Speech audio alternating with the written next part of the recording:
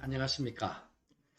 오늘은 은퇴 절벽 공포시대라는 내용을 한번 말씀을 드려볼까 합니다. 우리가 100세 시대에 수명이 참 이제 많이 늘어났습니다. 한창 일할 그 젊은 나이인 40대, 50대에 직장에서 이제 본인의 의도든 아니든 이제 현 어떤 업무에서 이렇게 밀려나고 있죠.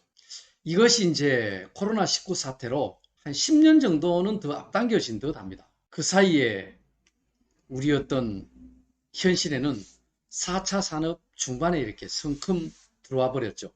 그렇다고 해서 이게 국가가 이들의 어떤 노후를 보장해 주지도 않는다는데 또 문제가 있다는 거죠. 특히 베이비 부머 세대를 시작으로 해서 은퇴 절벽으로 추락한 이들의 문제는 개인과 가족에게 그대로 미치는 것이 우리의 현실입니다. 40대, 50대에 이제 한창 일할 나이에 은퇴를 했지만은 결코 내가 은퇴했다고 할 수 없는 이런 완전한 삶의 상태가 아닌 좀 어정쩡한 삶이 이제 그때부터는 시작된다는 것이죠.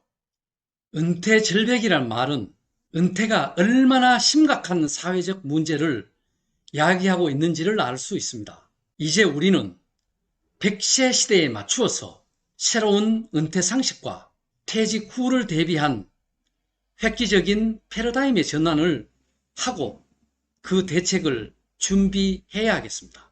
그래서 40대, 50대, 60대, 특히 베이비 부머 세대 1차가 55년부터 64년생까지죠. 이제 2차 65년생부터 74년생도 상당히 많이 은퇴 러시를 이루고 있습니다. 노후 은퇴 절벽이라는 이 공포 시대를 우리 젊은 은퇴자들을 위한 출구 전략을 이제는 100세 시대의 인생 제2막 2모작이다. 이런 거를 지나서 이제는 인생 3모작 타임테이블에 기인해서 풀어나가고 준비하고 대비해야 하겠습니다. 출산 인구를 이렇게 한번 비교를 해보면은 1935년에서 43년까지는 인구수가 298만 명입니다. 그래서 베이비 부머 세대라고 얘기하는 1955년도에서 63년도 사이에 태어난 사람들이 745만 명, 무려 플러스 447만 명이 이렇게 늘어난 거죠. 우리 6.25 사변 전후 세대들이라 그러기도 하고 이 베이비 부머 세대들이 엄청나게 많이 태어났죠. 특히 58년 개띠를 중심으로 해서 플러스 마이너스 5년. 그래서 우리가 통상 베이비 부머라 그러면은 개띠들을 억등으로 이렇게 꼽죠. 참 한 많고 희망에 부풀었던 그런 개띠들의 인생입니다.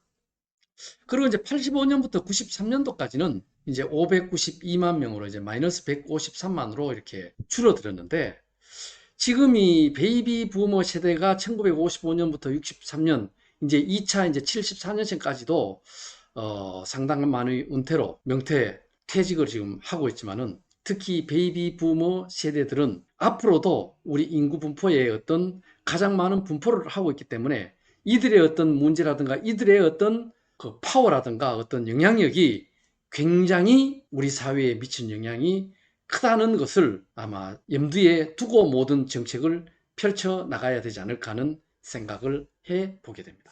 그래서 은퇴자, 퇴직자가 알아야 될 이 5가지 현실은 우리가 인정을 하고 넘어가야 될 것 같아요.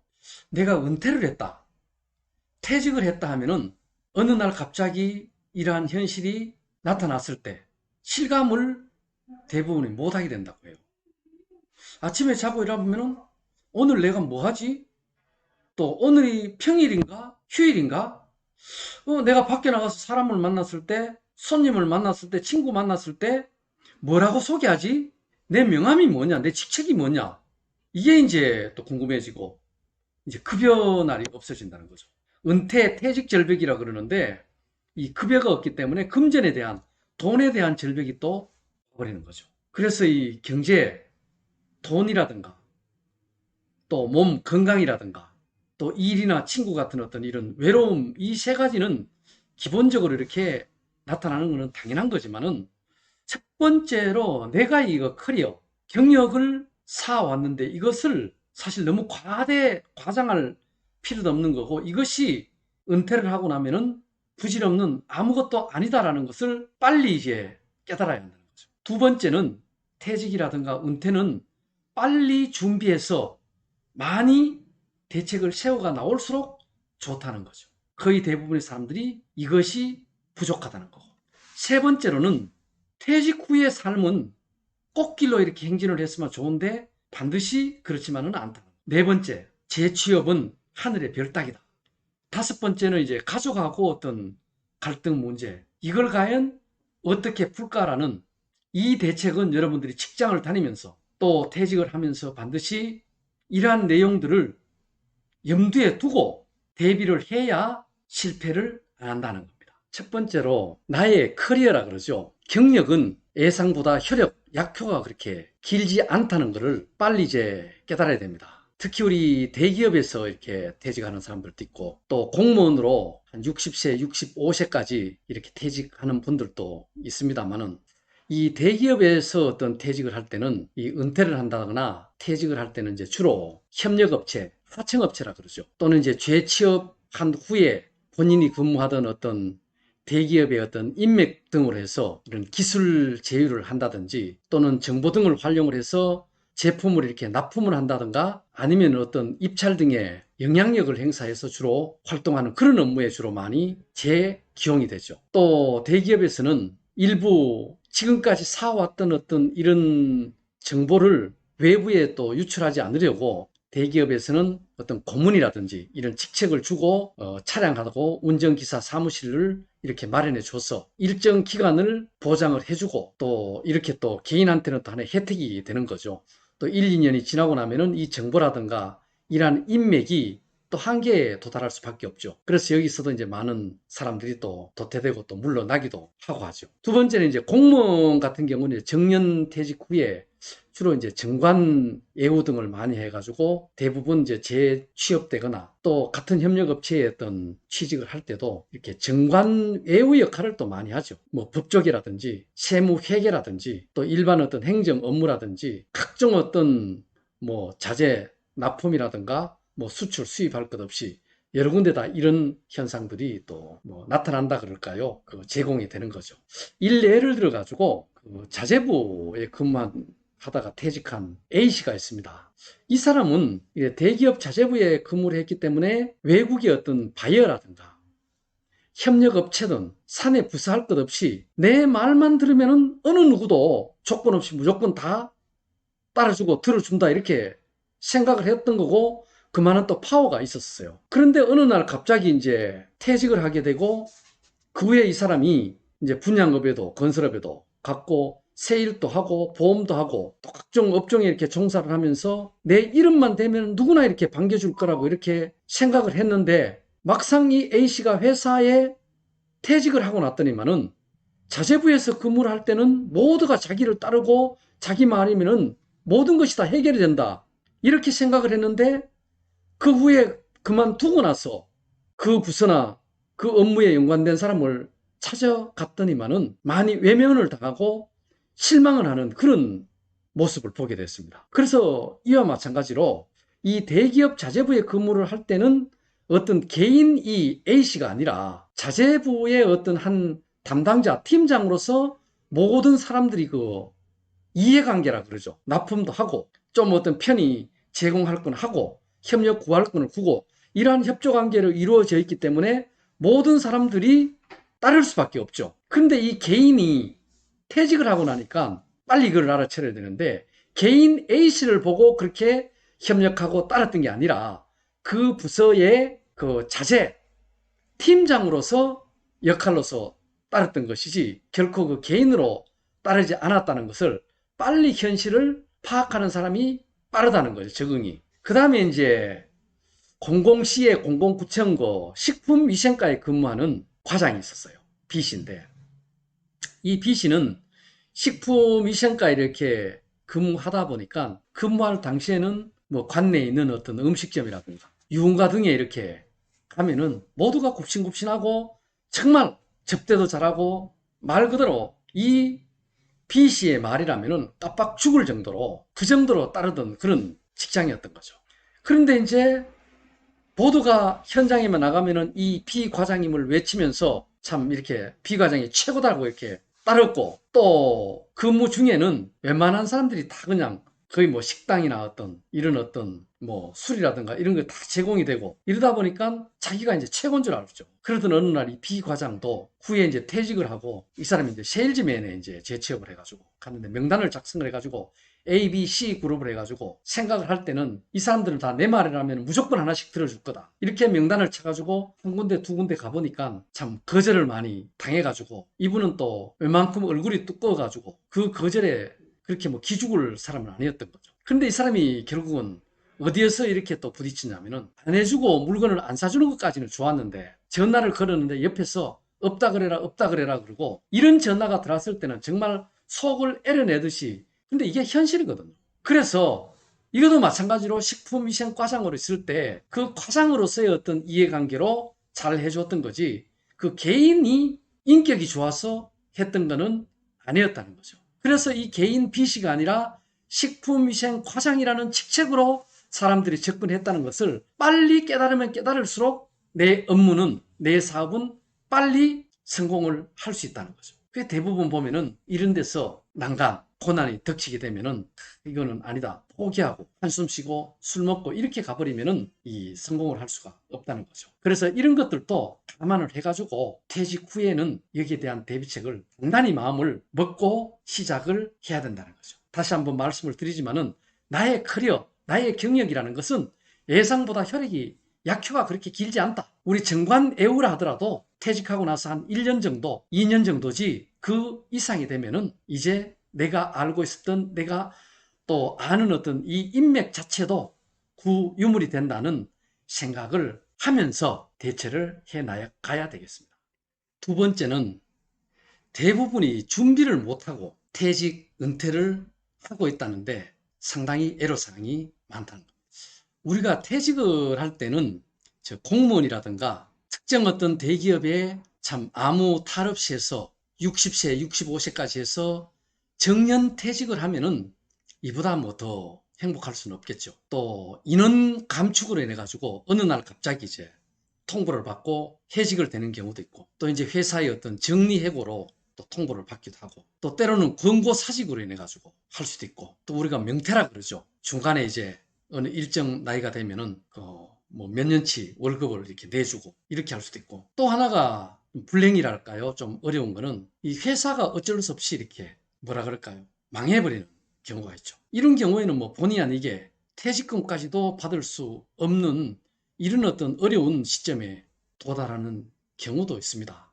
뭐 어느 경우를 막론하고 퇴직은 퇴직인 거죠. 그래서 이 퇴사 준비는 빨리 준비할수록 좋다는 거죠.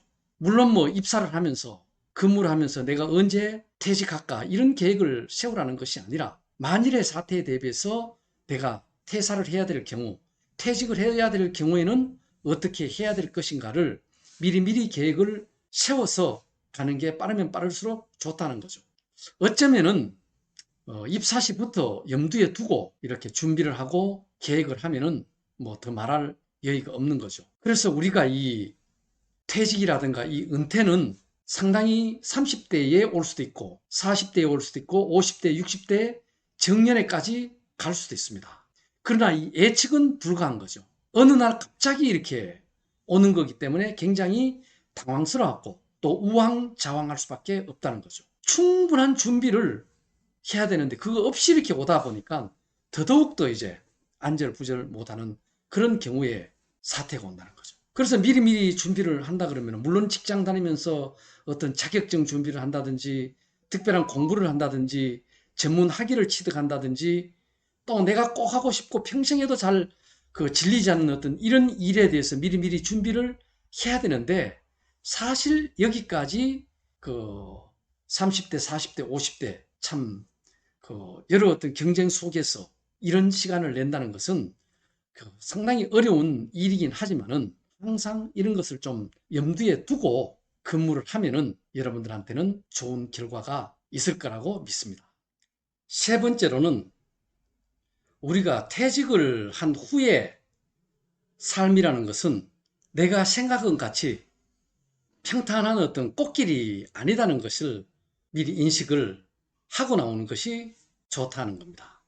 우리가 이제 퇴직을 했다 이러면은 정말 이제 꽃길 행진을 간다. 물론 뭐 여유가 있으신 분들이라든가 준비를 잘한 분들 같은 경우는 이러한 방향으로 가겠죠. 우리가 퇴직을 하고 나서 또 여행을 간다든지 뭐 등산도 좀 한번 가보고 싶고 또 맛집에 가서 맛있는 것 한번 먹고 싶고 또 낚시도 좀 가고 어떤 취미 생활을 하면서 힐링할 수 있는 이런 어떤 그 꿈을 대부분 꾸고 은퇴를 하죠.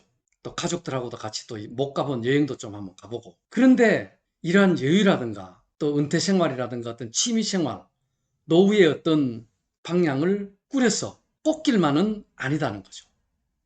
이 은퇴 절벽이라는 이런 이제 부딪힌다는 것도 생각을 하고 각오를 하고 은퇴 퇴직을 해야 한다는 겁니다. 네 번째는 이제 눈높이가 많이 우리가 생각했던 것보다 달라집니다. 이 재취업을 쉽게 생각해서는 절대로 안 되는 거죠. 이 일자리 구한다는 것이 요즘에 이제 재취업이라 그러는데 이 재취업을 하는 데는 진짜 하늘의 별 따기 정도로 어려운 것이 사실입니다. 요즘 20대, 30대들도 아르바이트 구하기가 힘들다 그러죠. 이 알바 자체도 보면은 시간당 물론 뭐 최저 임금제도 하고 또 주 52시간 근무제까지 이렇게 국가에서 진행을 하고 있습니다만은 이 알바 구하는 것도 그렇게 쉽진 않아요. 그 다음에 이제 뭐 장기 정규 취업은 뭐 빼어놓고라도 단기 취업도 쉽지를 않다는 거죠. 또 그 다음에 이제 계약직으로 가는데도 상당히 난관이 많이 부딪히게 되는 거고 대부분 또 이제 큰 기업체나 근무하다가 이 협력업체 우리가 하청업체라고 얘기하는 이런 데 가서 근무하는 것도 내가 일정 시간 그 회사에 어떤 혜택을 줄 수 있는 그 노하우가 오픈되는 그 순간에는 그렇게 나라는 이 커리어에 대한 희소성이 없어진다는 거죠.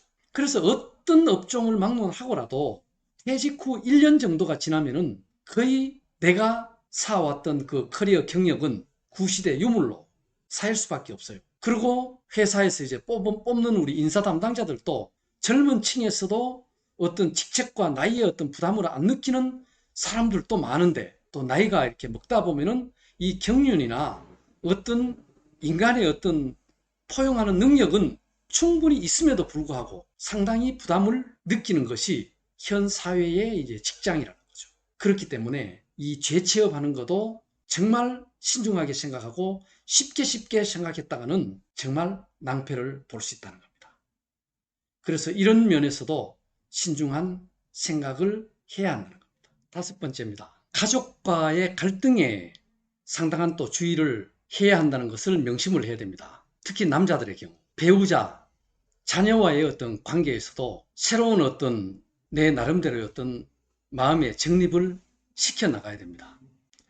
나라는 존재가 이제 퇴직자로서 이제 가정에 들어와서 앉게 되는데 바로 이 은퇴 절벽에 부딪히게 되면은 우리가 달리기를 할 때 있죠. 내 레인이 있고 옆에 레인 수영할 때도 그렇고 뭐 스케이트 탈 때도 마찬가지지만은 이렇게 계주를 하면서 남의 라인에 침범을 하게 되면은 넘어지거나 사고가 나게 돼 있어요. 또 남의 그 라인에 침범을 하게 되면은 그 선수에 대해서는 실격을 주게 됩니다. 내가 20대에서 취직을 해서 30살, 40살, 50살까지 30년, 20년 동안 직장 생활을 하면서 사회 생활을 하면서 쌓아왔던 이 영역이 있으면은 아내는 배우자로서 집에 가정이랄까 어떤 시간과 공간이 또 주어지게 되고 자녀 역시 마찬가지입니다. 어릴 때 내가 어린아이로서 이렇게 보던 거하고 내가 은퇴 절벽에 부딪혀서 자식을 봤을 때는 이미 자식도 자식의 어떤 영역이 이루어져 있는 상태죠. 그래서 내가 갈 차선, 배우자가 갈 차선, 자녀가 갈 차선, 1차선, 2차선, 3차선이 구분이 되어 있다는 겁니다. 내가 은퇴 절벽이 됐다고 해가지고 이 차선을 돌려서 와이프나 아니면은 자녀 차선으로 들어가 버리면은 부딪히면은 사고가 나겠죠. 이 현상하고 똑같다는 것을 인식을 빨리 해야 됩니다.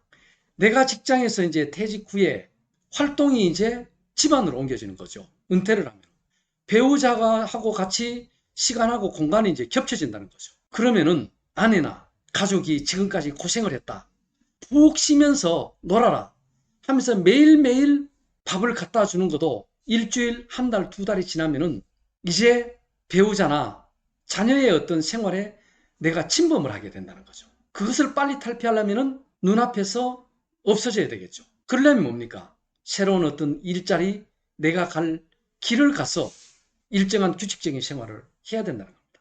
왜 그러냐면은 이게 가장 많이 부딪히는 게 뭐냐면은 시간과 공간이 가정에서도 아내가 내가 20년, 30년 동안 직장에서 인맥을 쌓고 경륜을 쌓듯이 내 배우자인 아내도 가정이라는 공간 내에서 자식들 학교 보내고 그 다음에 남편 직장 보내고 나서 설거지하고 집안 정리를 하고 나서 친구들한테 전화하고 그 다음에 친정에 또는 뭐 여러 업무가 있죠. 뭐 반상회 등등 뭐 동네 동아리 많잖아요. 이런 게 20년 30년 동안이 이미 배우자로서의 어떤 그 공간 시간이 구축이 되어 있는데 이 구역을 퇴직한 남편에 의해 가지고 침해를 당하면은 당연히 배우자가 짜증을 낼 수밖에 없다는 거죠. 왜냐하면은 한 가족으로서 한 가정에 같이 있으면서 같이 있고 싶고 이럴 때도 서로 시간과 어떤 공간이 떨어져 있으면서 그리움과 사랑이 이루어져야 되는데 같이 부딪히다 보면은 싸움이 나게 마련이죠. 그래서 남자들은 은퇴를 하면은 눈앞에서 없어질 수 있는 방법이 일자리를 찾아가야 된다는 거죠. 물론 뭐 돈벌이가 되면은 당연히 좋겠지만은 그 금전적인 그 지갑 봉투 두께에 어떤 비례하지 않더라도 일자리를 찾아 나가야 된다는 거죠. 왜? 가족에게 침범을 안 하기 위해서. 그 다음에 자녀도 마찬가지거든요. 어릴 때에 귀엽다고 쓰다듬어주고 칭찬해주던 이런 느낌하고 아버지가 집에서 처음에는 반갑죠. 이제 자식도 머리가 굵었는데 아버지가 야, 너 왜 공부해야지 취직해야지 너 어디서 얼마 몇 시에 들어와 왜 안 들어와 이러다 보면은 잔소리를 쓰게 되고 이러다 보면은 서로가 갈등이 생기게 되면은 침범이 되는 거죠. 왜냐하면은 내가 20년 30년 동안 직장 생활을 하거나 사회 생활을 하는 동안에 아내도 그만한 공간과 시간이 영역이 울타리가 쳐져 있고 자식도 그러한 울타리가 있다는 거죠. 내가 갈 차선 이 그림에 나와 있는 노란 차선은 나는 달려가야 되는 거예요. 또 녹색 차선은 아내 배우자가 달려가야 되고 또 청색 차선은 자녀가 달려가야 부딪히지를 않는다는 거죠. 그래서 우리가 퇴직을 할 때 물론 정년 퇴직을 한 사람이나 또 급작스럽게 조기 퇴직한 사람들도 이거는 염두에 두고 내가 나와서 가정에 어떻게 해야 할 것이라는 계획을 미리미리 세우면은 우리가 훨씬 수월하게 적응을 할 수 있다.